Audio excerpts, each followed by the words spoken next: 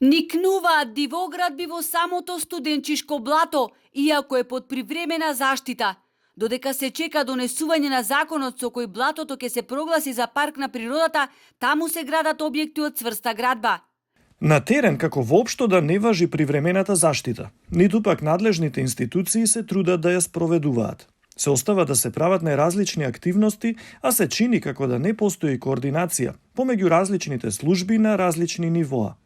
Па така поединци дури изградиле неколку објекти во границите на студенчишко блато. Вака ли ќе се спроведува заштитата на која се обврзаа македонските институции? Од невладината фронт 2142 вината ја гледаат во Министерството за животна средина, бидејќи како што велат, аминувало донесување на планови кои предвидуваат урбанизација околу студенчишкото блато, една од највиталните еколошки жешки точки на Охридското езеро.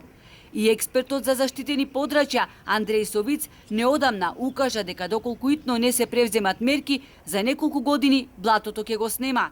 Ово е едно од задних подручја кои Ова е едно од последните подрачја кои имаат карактер на мочуришта со посебни растителни и животински видови, но подрачјето е многу загрозено. На дивоградбите таму не име место. Некој мисла дека со донесувањето на законот за заштита ќе се реши проблемот, но не. Проблемот ќе биде решен кога ќе почне да се имплементира тој закон.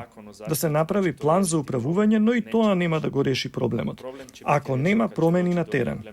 Треба добро да се размисли каде ќе се лоцира марината, која не смее да се направи во каналот кај блатото.